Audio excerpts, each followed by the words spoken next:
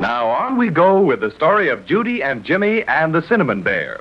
If you'll remember, the twins went up into the attic to hunt for a missing Christmas tree ornament, the silver star. While searching through an old trunk, they found a little toy cinnamon bear only 4 inches tall. But when they looked at him through the big telescope, he got very much larger and started to talk to them. What's more, he told Judy and Jimmy that he could show them how to degrow until they were just as small as he, so they could all chase the crazy quilt dragon who had stolen their beautiful silver star out of the trunk. At this very minute, Judy is mighty anxious to learn all about this business of degrowing. Hurry, Mr. Bear. Tell us the rest. How do we degrow? How do we get small in a hurry? Just relax. We'll overtake Crazy Quilt, all right. And I'd have told you how to degrow if I hadn't been so rudely interrupted so many times. It's like this. Interruptions, always interruptions. I realize this is an emergency, but if you'll pardon me a moment, I would like to make one special growl at this spider here. You know how he's been making faces at me, and it's very distracting. Okay, but hurry. Yes, please hurry. Even my special growl doesn't take much time. A 1 and a 2. Grrrrah! Grrrrah! As I was trying to say, it's this way. When I growl, most effective growl, don't you think? Wonderful. But we've got to get little and quick so we can catch up with Crazy Quilt. Oh, come now. We've got to be big about things like this. Big? You was going to make us little, degrow us. So I was. Well, it's simple. Everything's simple. Sure, life is simple. Merely depends on how you look at things, lad. We're only as big as we see we are. I don't get it. Do you, Judy? No. Like everything in the world, it's simple. For instance, you're used to looking at yourself the way you are now. Big people. About 4.5 feet tall. When you look at me through the small end of the telescope up there, I'm big too, aren't I? Yes? Yes, so? I presume you mean so what? Well, just this. When you look through the small end, things look big. Now, turn the telescope around.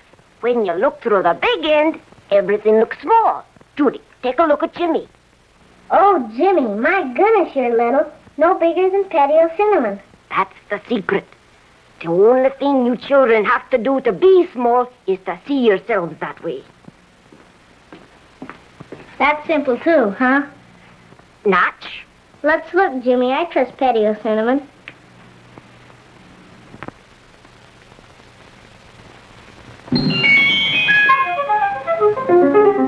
Oh, gee willikers. You feel funny, Jimmy? Awful funny.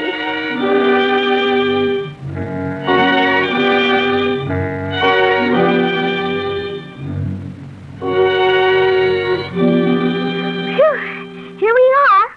Why, we're at the other end of the telescope. And look how big everything is. Why, look way over there, Judy. Trunk seems as big as a mountain. And just a minute ago, we were taller than it is. Well, well, how do you like being only 4 inches high? All right, I guess. Sure is funny, though. I wonder what Mother would say if she could see us now, Judy. She probably couldn't see us unless she looked awful hard. Well, we better get started now if we want to catch the Crazy Quilt Dragon. He's got a pretty big head start. Where do we go, Cinnamon Bear? Right through that hole in the wall. What?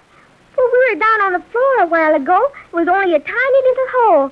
Now it looks like a tunnel. That's exactly what it is, Judy. A tunnel. And it leads to Maybeland. Maybeland?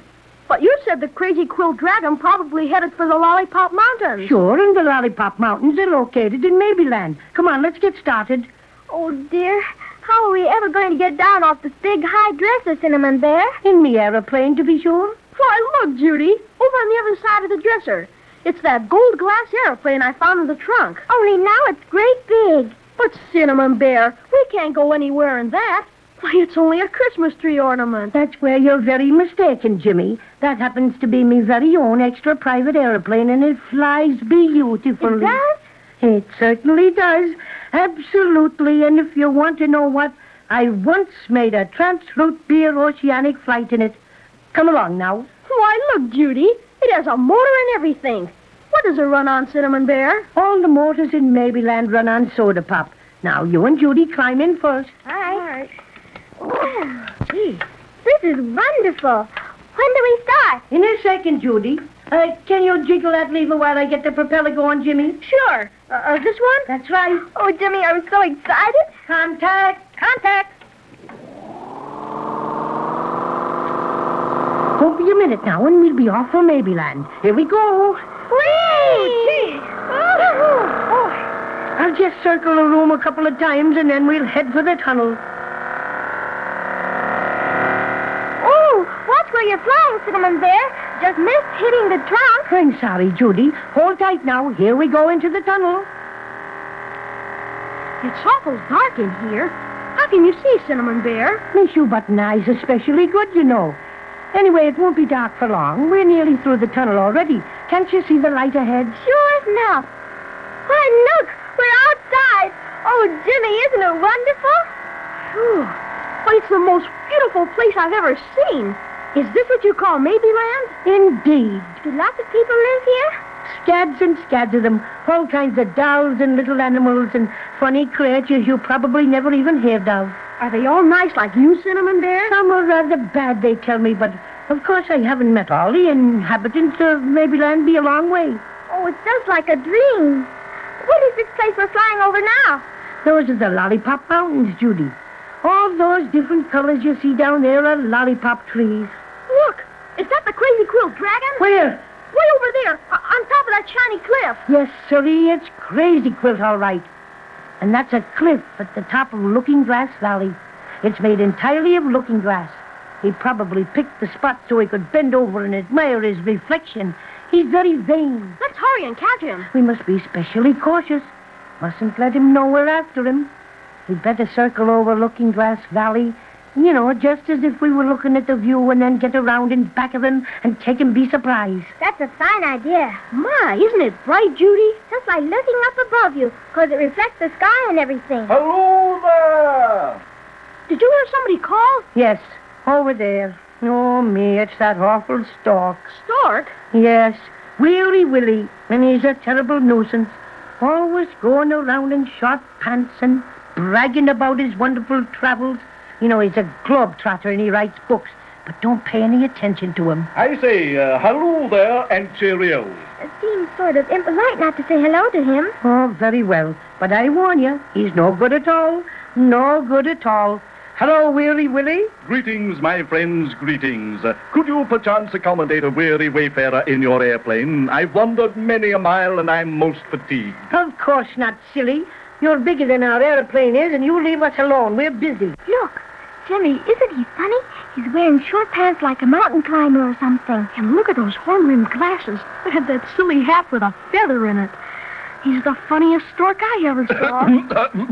Well, far be it from me to intrude where I'm obviously not welcome. Of course, I cannot always expect people to be magnanimous or sensible of the extreme honor I am conferring on them by Whatever in the offering to world rise is he it. talking about, Cinnamon Bear? Don't pay any attention to him.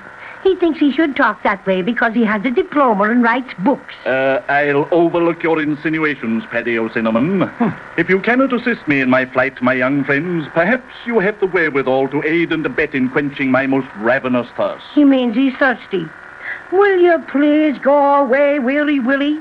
We're in a very great hurry to catch the Crazy Quilt Dragon, who made off with a silver star that belongs to me friend. Oh, indeed, a daring fellow, that Crazy Quilt. Yes, and furthermore, the only liquid we have on board is the soda pop that runs the aeroplane. So scram. Oh, soda pop. Delectable. What flavor? Oh, raspberry. Raspberry? Oh, that will do admirably. What does he mean? My goodness, he's drinking up all the soda pop gas. That was delicious, my friends. Top hole. Thank you, thank you. Now I believe I'll just fly over and tell Crazy Quilt you're chasing him. Or perchance I should say we're chasing him. See you later. Pip, pip. Oh, he's flying away, Cinnamon Bear. You bad old stork. Shame on you. We're beginning to drop. Don't be afraid. We'll make it all right. We're going right down in Looking Glass Valley. Yes, and I can see our reflection coming up to meet us. Whee! Oh, gee. Oh, Jimmy! Hold tight. Oh, my! Are you all right, children? Sure. That was nothing. I'm all right, too, Cinnamon Bear. But I'm awful angry with that mean old Weary Willie Stork. So am I, and if I ever catch him, I'll make him molt where he doesn't expect to. It sure puts us in a fix. How can we ever get out of this valley? The sides are all made of looking glass, and they're straight up and down. I don't want to frighten you, children, but this is really more serious than you think. Really. What do you mean, Cinnamon Bear? Will you promise me not to get scared? We promise. We're not afraid. Well, I know all about this Looking Glass Valley. I flew down here last year and explored it from one end to the other, and I found out what? Unless you have an airplane or can fly, Yes? there is absolutely, positively no way to get out.